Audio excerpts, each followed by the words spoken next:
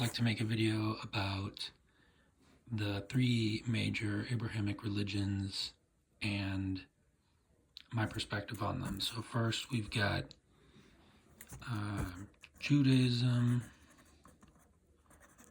we got Christianity,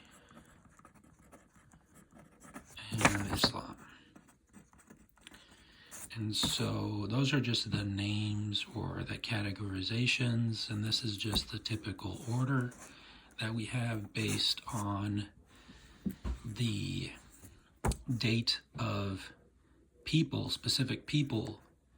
So Judaism is strongly influenced by Moses, Christianity, Jesus, and Islam, Muhammad. And so these people influence that order. And then the names themselves come from different origins. Judaism is an ethnic origin. It comes from the word Judah, who is also is a person. I'll just write that Judah. That's how we write it in our language, but in their language it's Yehuda. And then in Christianity you have Jesus, but specifically Jesus's title of Christ, which scholars say is just Greek for Messiah. And then Islam is unique within these categories because the word Islam is not tied to a specific people, but it's tied to a concept. And so that concept is the concept of salam, which in Arabic would be written similar to that. Similar to that.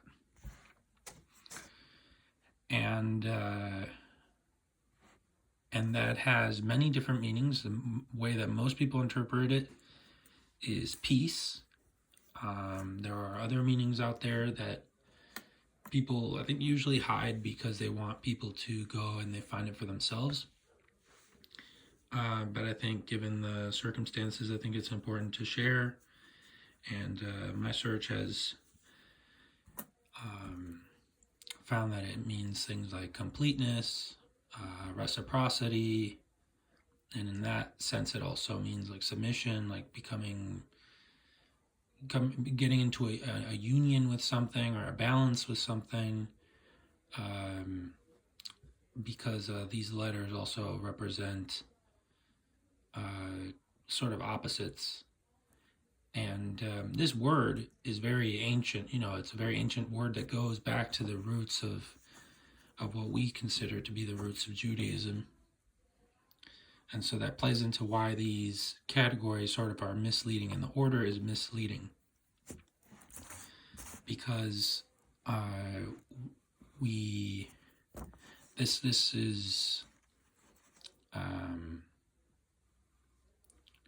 this order can be misleading. And so let's keep going. And then we have, let's just say these are the tablets of Moses. Then that got turned into a scroll, which is called the Torah. And then there are many other books made that we consider the Tanakh, T-N-K, and then many other books too that only Jewish people read, because they were made after Christianity or something like that. And then, in Christianity, the Bible was created, and the Bible was the Gospels. in the Bible was a book, and it's formatted like a book, and it was bound. There are some scrolls, but based on the way that the text is formed, you can actually see where the page ended and the page started. In the Torah, the scroll is continuous, and so the sort of structure that we give it when we put it into a book is, I've learned, that is not the same.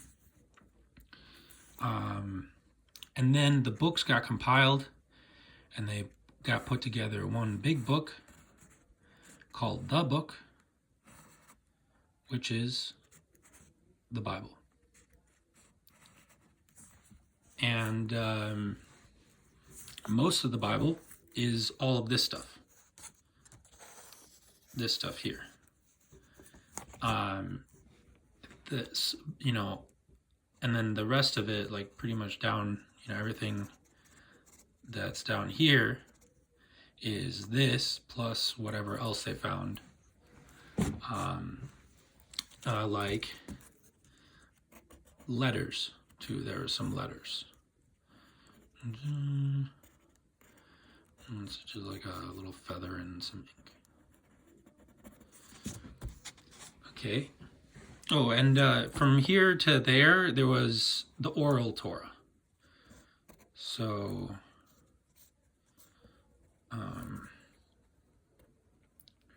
this is the oral Torah. The oral Torah. And that influence also, not all of it supposedly got written in there, so some of it also went into there. And that's some of the reasons why Jewish people follow these texts. The difference is, though, is that the way that they're formatted is very different from what Christianity is used to. A lot of these books, like the Talmud, it's really a book for rabbis. The rabbinical sort of movement occurred because the Torah is so complicated that that people who could understand it were called Rab, or Rav, which I was taught by a Yiddish professor that means great. And so it's like a great teacher. And even in the Bible, Jesus is referred to as this rabbi, Rabboni, a lot of different, because it's written in Greek, so they changed it a little bit, but there's some words in there that were not translated, they were transliterated. So they maintained the sound of the original language, but just written in a new alphabet, like the word Christ. And that's why they're so different. Islam, all these words are all transliterated. Judah has a very specific meaning in that language. Moses has a very specific meaning in that language. Christ has a very specific, Jesus. All these things are transliterated. They're not, we don't understand them the way that the original people understood them, because when we think about them, we're thinking as this very unique thing that is extrapolated and fits our modern context. We have to be very well read and studied in order to understand all of the meanings behind the words, because we don't live in those societies anymore. In many cases, those societies don't exist. So then in Islam, you had Muhammad, who brought the Quran. And the word Quran is related to that same oral kind of, it was a proclamation. Notice some of these things, like the word, like when I first started studying this stuff, I would compare Arabic to Judaism. Arabic to Hebrew, and I would learn the meaning of things. And during that time, I did ask ChatGPT questions about, you know, the meaning of Arabic words and their cognates, and that really did influence my faith, because I felt like, wow, there really is a connection.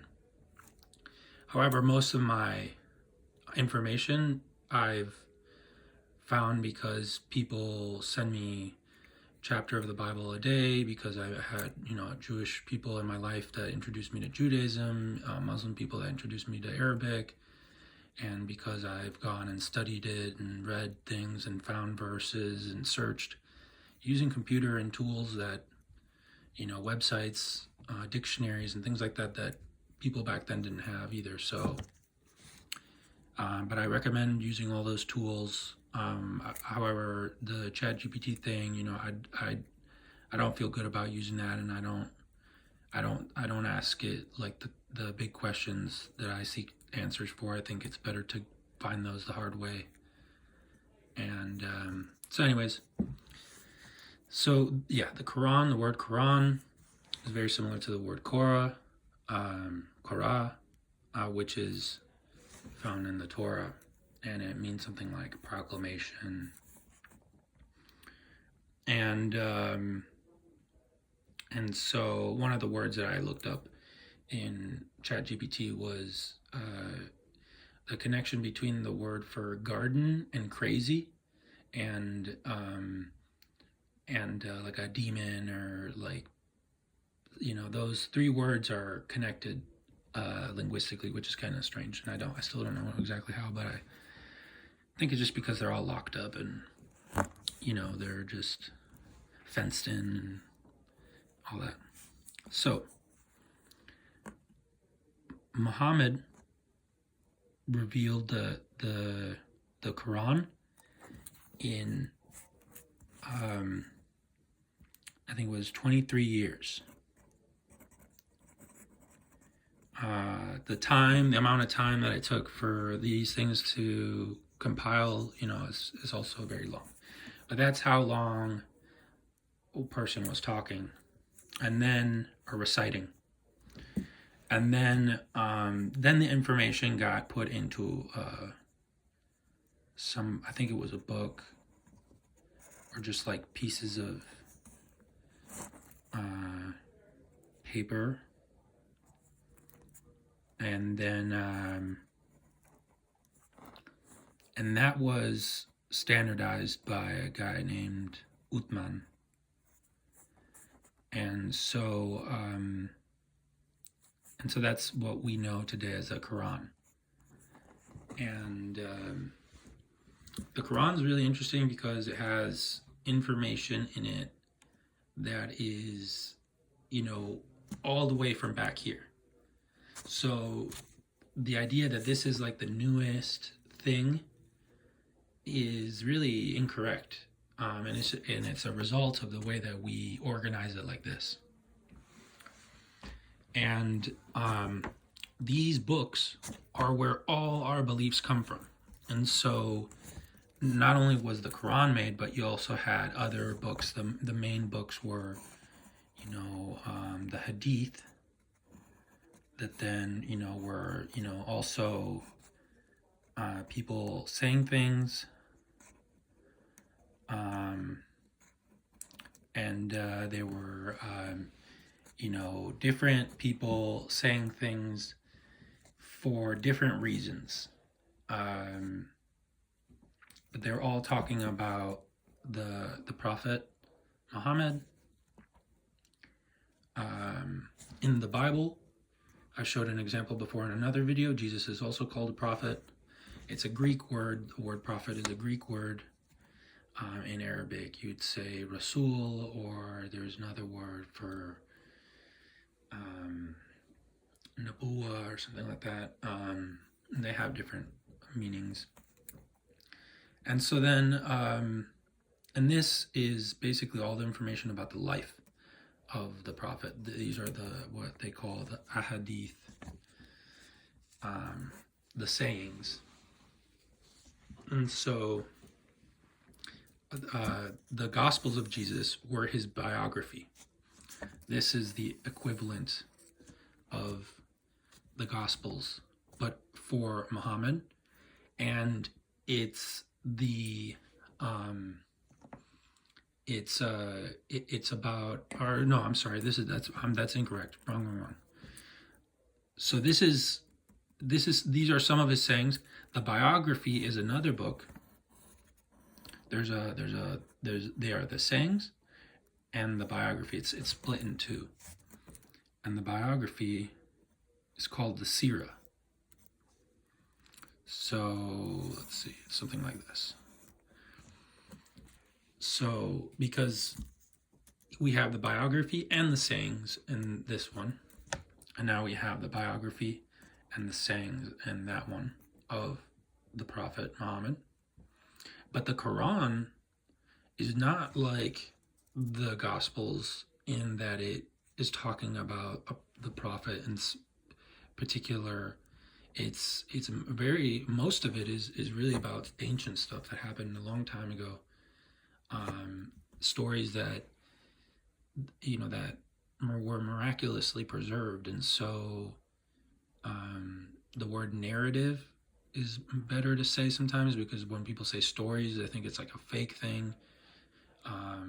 There's a lot of like complicated ways to talk about this stuff, and there's a lot of traditions about what people should say, and the major movement in Islam right now is about traditions and the right way to do things, and a lot of people have been leaving Christianity to go into Islam because they want to have a more traditional lifestyle. So right now everyone's very focused on these traditions. Many of these traditions are important. It's important to know why these traditions are. I don't follow these traditions, but I seek to find wisdom. And so hopefully this will guide you to understanding some more of it. What's interesting about these books is that they all have some contradictions. And the people who usually point out the contradictions are atheists. So they're saying all of this is wrong or something like that. And then there are other people come and they say, oh no, this is right, but these are wrong. And then someone comes along and says, no, this is right, but these two are wrong. And then someone comes along and says, no, this is right, but those two are wrong. And so I think that there's very few people who say, no, this is all right. And because there's so many contradictions between the three, that you have to ignore a lot of information to find the consistent sort of truth. However, that's sort of what I believe, because I believe that these were written by scribes, and that they're our best attempt to show this wisdom that and truth that comes from ancient times. And so when we think about it like that, we think about where did this come from? And so Moses, people like Moses, the Egyptologists, they'll say that there's no evidence of Moses, because they like search the hieroglyphs and the temples in Egypt, or movies and things like that. They tend to think of them as like the times when they were building the pyramids and things like that. But what scholars say is it started with the Hyksos. And so the Hyksos were originally Mesopotamian, and then they sort of took over the Egyptians, or the Kemets, the Cometians. There's many names for them, but this is like the better name because it's more it's more accurate, and it's African. So these were African people. These were Asiatic people. And they came into Egypt. They assimilated to the Kemetic culture, and then they enslaved their own people because more people started coming in. This was like the first wave, and then came in the second wave, and this is the one that Moses belonged to. And so that's what scholars in the Torah.com website say. And so then these were, from the perspective of these people, belonged to the same group because they took on many of the same deities, forms of government, and things like that. And so then out of this situation came the what we call the Israelites, because of a name that is found in the Torah. And this is the name here. This is an ancient name for God that comes from Mesopotamia. This is the same name that people in Islam use. People in certain sects of Christianity use that name too. And there's many variations. There's Allah with a capital. There we go, Allah. And, you have just like Elohim. And these languages don't have capital letters, so it really doesn't matter. But that just goes to show you that, and so there's all these different variations. And so when you study the language, you can actually find out why did they add the im, or like why did they add the o, or like why did they do Allah, and why did they do Allah? Like there's if you deconstruct the grammar rules, you can get into the minds of the scribes and understand what were they trying to describe. And there's the wisdom behind all of these things. And so there's in our language we'll say El or Al. Why is it El versus Al? That's because the word A is actually related to the Hebrew letter. And so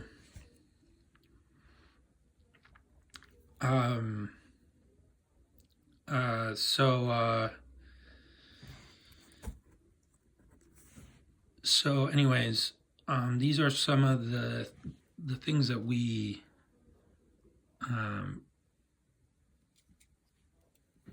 tend to not describe it very well, and so it causes confusion. And Islam, uses these names too. So in many ways, Christianity is doing things after Islam and Judaism. Islam and Judaism are much closer to the source of the information culturally. And it's easier when we look at it on a map. So I'm just going to draw a little map. Italy. I'm not good at drawing Greece or Turkey. And then something like this. We'll just say it is. And so here we have, let's just say this is the Euphrates, and this is the Nile. The people who belong to the Mesopotamian group, they're starting off here, maybe even further into this. Let's just say this is Arabia. So this would totally not be there. This would be here.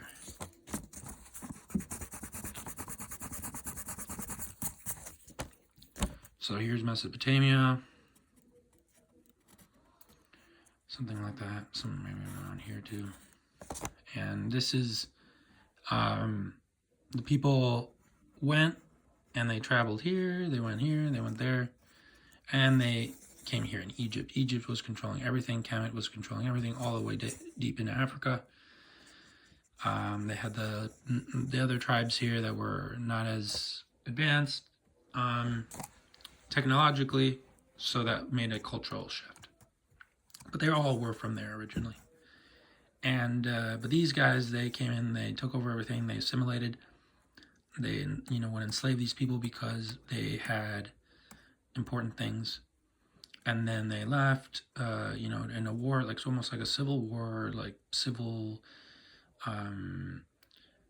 catastrophe of just all these plagues, and they they say that this could be where the flood of the Pharaoh, the water receded and the army was consumed by water. It's possible because this is a tectonic fault is right here. So an earthquake can produce that sort of scenario. And then, so they traveled, blah, blah, blah, and they got here.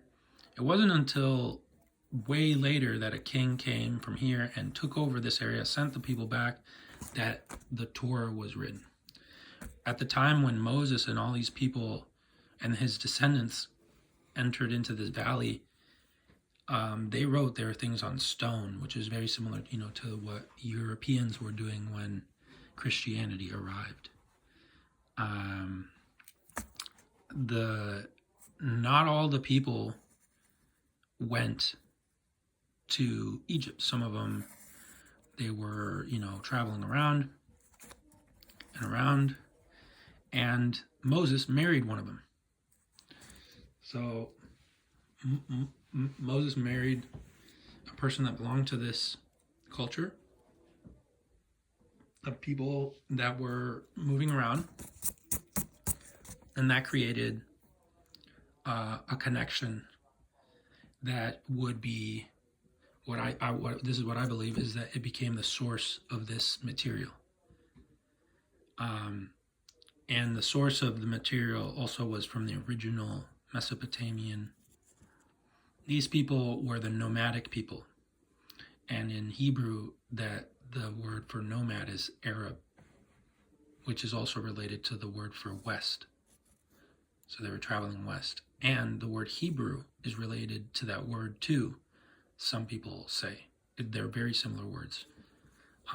They are constructed with the same letters, just in a different order, and they mean sort of the similar thing. It's a migratory group that went west or crossed over. But the word Hebrew is usually for the people who crossed into and became the population of Moses's group. But these are very ambiguous terms if you think about it. Anyone who went west, anyone who crossed over, that includes the Phoenicians, which were a group of people that were up here. That includes then later the Carthaginians, which were the Phoenicians that left and went there. And the Phoenicians were all over the Mediterranean. That's why we have these letters. These letters come from the Phoenicians. And so there's someone on Discord taught me that the Phoenicians, some people think it was the tribe of Dan. And but it's just really interesting. They're all connected. We don't usually think about it that way. We think of the Phoenicians being a separate group and the Jewish people being another group. But really, if you think about it, Jewish people are really a branch of people that of an interaction between two cultures, migrants. And so a person here that was very influential was Agenor, the king of Tyre.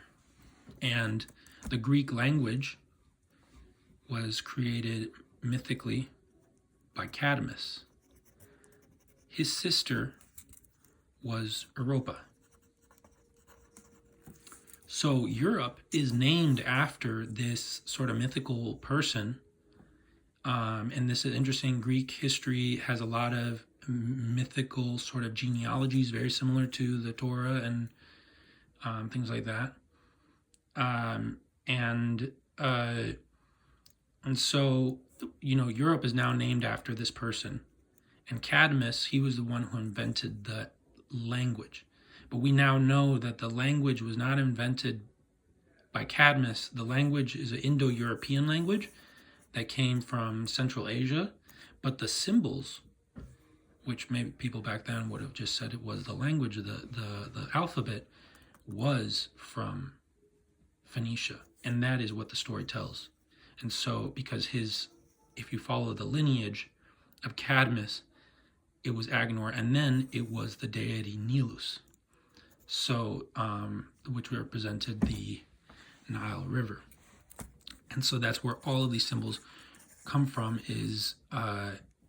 and that's why the Mesopotamian, if you look at their languages, is very different from the languages of the Torah and of the Quran too. The Arabic and Hebrew, they're a mix of different languages, and so and there have many Egyptian words too. And the Arabic has different words because they were more nomadic, so they were interacting with cultures that the Jewish people didn't, because after the king from here, his name was Nebuchadnezzar. This is much later, after thousands of years after Moses.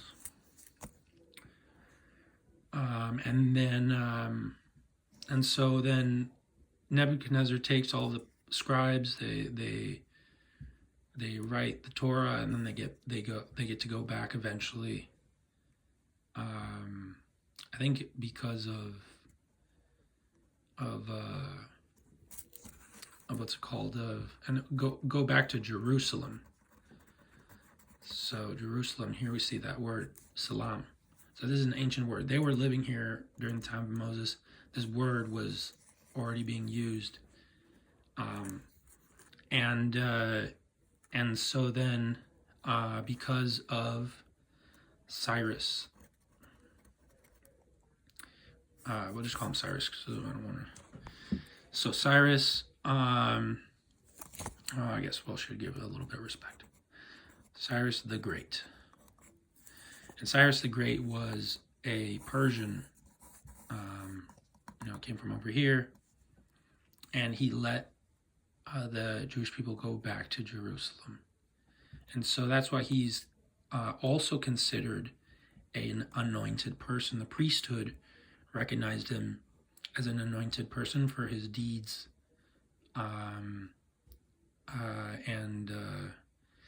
the topic of anointment is what really separates these three religions, because the Christians say Jesus was the anointed leader, but because of the way that we talk about it and we understand it, they make it seem like there can only be one anointed person. And so, the discourse is that, Jesus is the anointed person. Only Jesus can be the anointed person. And that's the one that Christianity recognizes. That's the one that Islam recognizes. So we can draw an arrow here and then, however, in Judaism, there's many different anointed people. However, because of the, kind of interactions between Christianity and Judaism, there's become a kind of a discourse that there's, there's like a rivalry of like, no, we don't accept this one, we're waiting for another one. And so I disagree with that discourse because of what I found studying the Torah, Just kind of searching the word in the internet using like a search function and looking at all the different verses that contain this word, and then also reading it day by day. There are some chapters, where one of the first chapters where the word appears is talking about the different sort of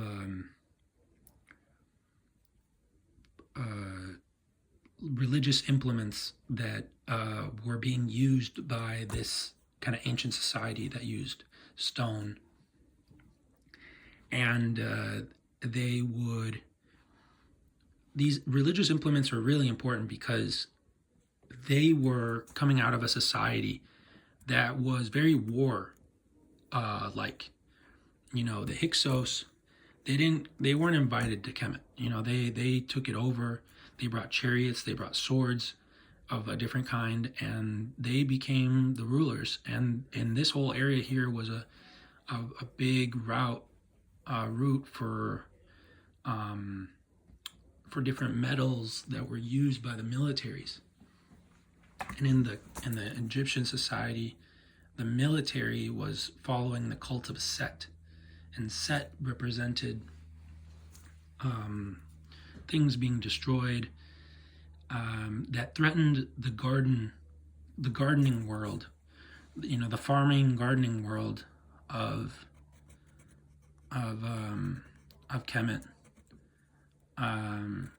and because they had different things here that they were growing and living from. And so, but there was the desert over here, maybe there was a little bit of desert over here, and it just kept encroaching. And so part of their big story was about these two brothers that were fighting, and one of the brothers is named Set. And so that, I believe that's where the word Satan comes from. And this is why this story is really important of these religious implements and the anointing, because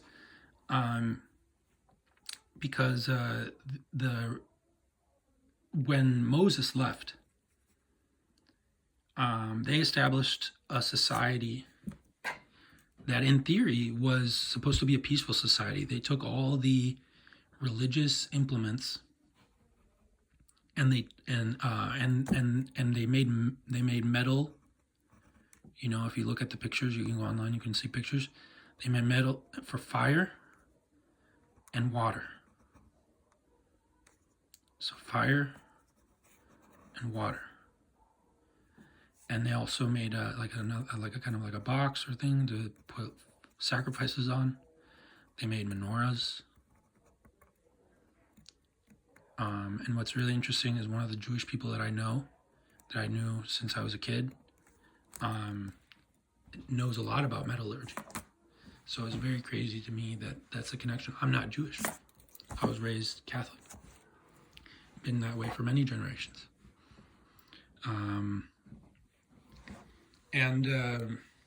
So this was really the end of the cult of Set. And if you read the Torah, the first 5 books, which is the T here, it's the idea of Satan is never really mentioned as like a distinct entity. It has to do with this ancient Egyptian concept of opposition, because there was 2 brothers that were fighting. One of them was opposing the other one. And then the son of the one that got opposed sort of avenged him, spared him. And this is the sort of the all-seeing eye. The son is we are all this. And so this is the Egyptian story, right? This is this. But what we're talking about here with Moses and all these people, this is Mesopotamian people. And so they just took the word for the culture that they got from, because they were being oppressed, they were being opposed. That's what that was going on. And so that's the way that it's used in the Torah.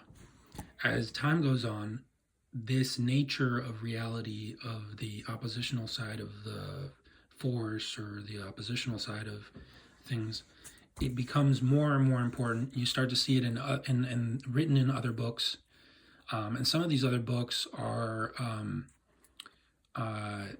very old. So it is a very old idea. This idea that it is a separate kind of thing, or considered a separate thing. And now, bear with me, because this goes into kind of Jesus, and so I'm going to get into Jesus a lot. Because then when you get to the Gospels, it's really about them being separate, and it being a sort of a separate thing that is doing evil things and something that people fear.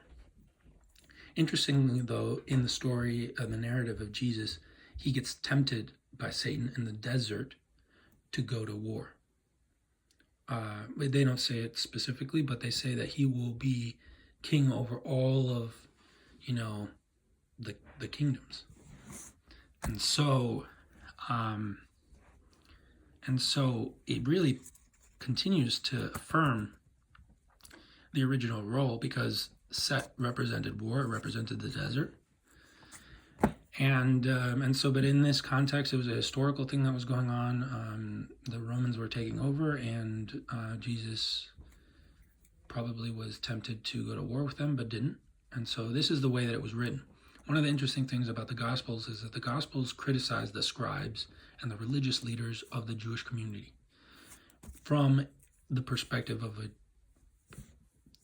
from a Jewish person. But as time went on, that changed, because then they included people who weren't Jewish. And so that's why there's a lot of hate between these religions, because they're criticizing each other.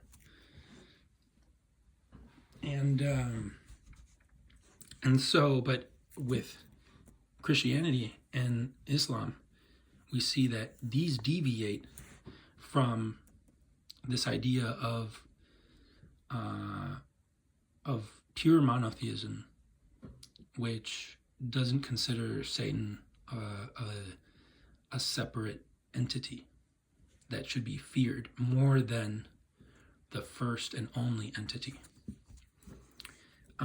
However, in the Quran, there are verses where Satan is used in a way that is more similar to the way that it's used in the Torah. However, there are other verses where it's more similar to the way that it's used in the gospel. So this is like an interesting change that has occurred over the hundreds of years of how the religion is perceived, how monotheism has become two deities that seem to be opposing each other. And so Jesus is really important in this sense, because when we look at Jesus, it sort of affirms many of these contradictions, because he was a very pacifist person, a very anti-war person. And when you read the Torah, you think, oh no, that war is part of life. But then when you think, wait a minute, isn't Jesus supposed to be like this person that's connected to this thing? And then you start to understand, look at the Torah differently and criticize it, and thinking about the scribes and the religious leaders, and you find, wow, there's a message, a consistent message in here that's very important, that goes back to all these things that I mentioned here, these religious implements that were anointed before they were going to be used, in order as a way to sort of symbolize their initiation into servitude, because they were creating a cult to change the way the society functioned. Instead of using metal for spears and weapons, they were using it for religion and bringing peace. And so it was really important for the priesthood. So then some of the priesthood made Jesus an anointed person, but most of them disagreed. And so that's why we continue with this. It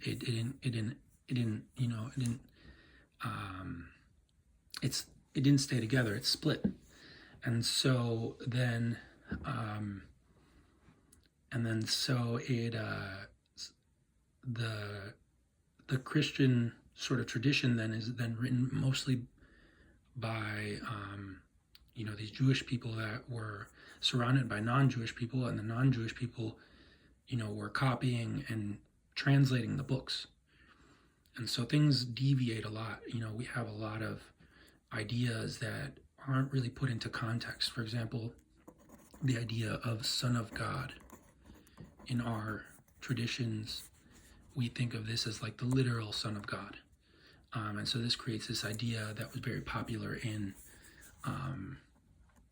Rome, of, this really important, person that was just divine and very different from any other human in ever. And so, however, there are verses where it says sons of God. And so how do we, most people just ignore these verses because they contradict sort of just the main message of popular Christianity. But yeah, sons of God, there's sons of thunder, sons of hell, sons of all these different, they're scholars, Muslim scholars who try to sort of criticize these books to try to show that Islam is the right thing. They point back to the Hebrew scriptures and they show how they're it's a metaphor. So, however, Christian people do something very similar. They'll go back and they'll look at it and say, look at how it really started here and it affirms this. That's this sort of backwards sort of logic is confusing because really time flowed this way.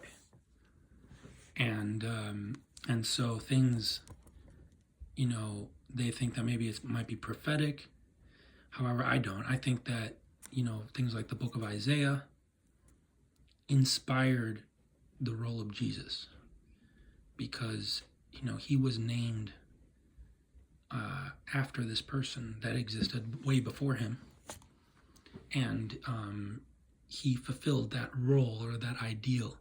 And those roles and ideals, they're not meant to be just one person. They're meant to inspire society to behave a certain way. And when people realize that they're being called to that role or that they want to aspire to that role, that's really what makes someone distinct. But it's not limited to one person. It's not limited to a couple people. It's not limited to, it's limitless. It's limited to really the natural limitations of inequality and privilege, because there's certain people that have skills that other people don't have, and so those skills make them better servants, make them better servant leaders. Jesus probably was a very skilled person. He spent most of his life being a carpenter. He was intelligent. He knew enough about scriptures to understand the gist of it, the heart of it, which was love. The name of the deity, of God, of everything. And someone Jewish taught me that this word, al, can also mean to or towards.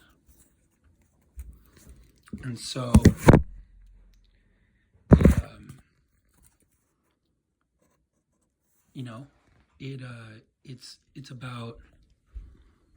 it's about movement. It's about creation. It's about people call it the force and things like that. This Jewish person was from Tel Aviv. His name is Shlomi Fish. You can look him up. He also goes by the name Rindolph. And then they have the name, the sacred name, which is Yahuwah or Jehovah, or many other of these ways of saying it. Now, the tradition in the Jewish world is that you can't say this name. The Christians say this name. The Muslims say this name. This tradition of not saying the name, I think, has caused a lot of problems for Jewish people because it has occulted the nature, the truth of it, and it has caused problems within a community that is being persecuted by so many people. And I think it's important for people to step up in that community and use their knowledge to show the truth instead of hiding it, because we need that. We need guidance. We need people to show us the truth of things. Same thing with the Christianity people, same thing with the Muslim people. There's so many things that are being hidden because, and it's interesting, in Islam, the word for a non-believer is, they say, kufar or kafir, but this word, it means to hide. So it's like, if you don't believe, it's like you aren't like, you're not acknowledging what is evident. But it also has a double meaning of like people who are hiding things. And so, and I think that's really true because, sometimes we have, I think a lot of things have been hidden. The religious leaders of the world, they don't trust that we can handle the truth. And so that things are hidden. And that is a form of disbelief. And so then that word, by the way, also appears in these books. And so this message of love is the message that Jesus spoke. It isn't just Jesus. It's what Moses married an Arab. That was love. That was the love that connects this to that. That's the story of the world is all about love. It's all about the forces of nature working together. And war is violence. War is the opposite of that. It's people opposing each other. But in all of these books, war is legitimized. In some parts more than others. So, for example, in certain parts of the Torah, they talk about war. In certain parts of the Bible, they talk about war, specifically and the book of Revelation. And know that out of all these people, it's been the Christian nations that have been some of the most war-heavy nations. The biggest militaries in the world are Christian nations, historically speaking. And that has to do with also some traditions that in their societies from before Christianity. But because these things weren't explained, that no one knew. And war, it's funny, the word war is, it means confusion in its original language. So it really, we're really confused because we've been fighting wars. And so there's war in these books, and there's war in these books. Islam spread because of war, and so that's one of the ironies of Islam, is that it's called peace. That's what Islam means. And when we write it with an I-S-L-A-M. When it's written in Arabic, it just looks like the word peace, like the peace. So something like this, right? And so it just looks like the word peace. And so how can peace be war? How can Jesus, who didn't go to war against the Romans, how can that be war? How can love be war? And so there are contradictions in these books. However, there's consistent truth. So in this one, you have the name, I'm going to draw a box around it because it's special. And in this one, you have you have Jesus's teachings of love God and something like love neighbor. But the word neighbor here is not referring to like your next door neighbor. Is referring to someone who's near you or something like that. And so love in the US where I grew up, it usually has like a sexual connotation. But when I was in Chile, it had more of its original connotation of a platonic love, of like people, friends that love each other because they care about each other. People love each other because they, and so the word love, that's one of the things that happens when we go to war is these sort of things, and we do injustices, is that these very fundamental concepts become confused, and it causes damage in our societies. We don't, acknowledge sort of the differentiations of the different types of love and things like that. And so love is central to Jesus' teachings, and this is where it comes from. It comes from the Torah. He's saying the Torah, and this was written in Greek. And I think what this was originally the same thing. It was not two messages, but it was one message. It was this. Something like this. Yahuwah Allah. Love everything.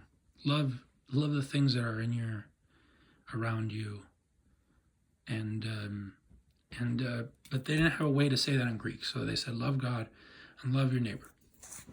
Now in Islam, it's different because then here they say something very similar and they attribute it to Jesus and Jesus' message, and it's very important because they say establish prayer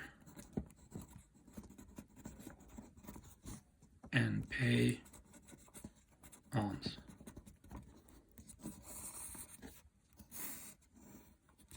And this is called the simple religion. This is the simplest you can get if you want to follow the religion. This is what, and it says Jesus said this. It says many prophets say this. This is the truth. And so this is exactly what this actually explains the message of Jesus, because how do you love God? You pray. How do you love people around you? You share. You give people things. And so this though has a specific context. It's a little different because in the time of Muhammad, the Arab people, the people who were traveling around, all over the place, they would go to Jerusalem. They would do business with these people, and so in one of the surah, in one of the sort of the chapters or the recitations of the Prophet Muhammad, he would,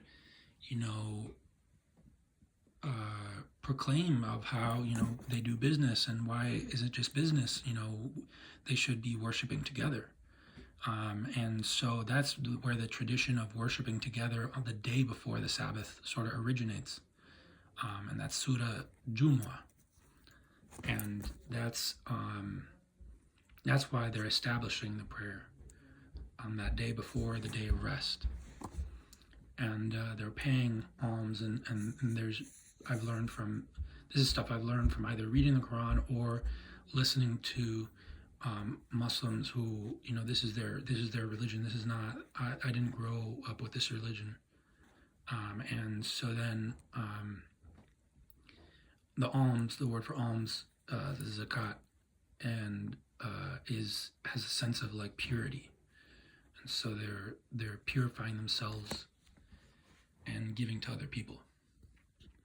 So that's just an overview of the connections between these three religions and why I think they're really one there's one consistent, simple message, and it's, resisting war. So resist war.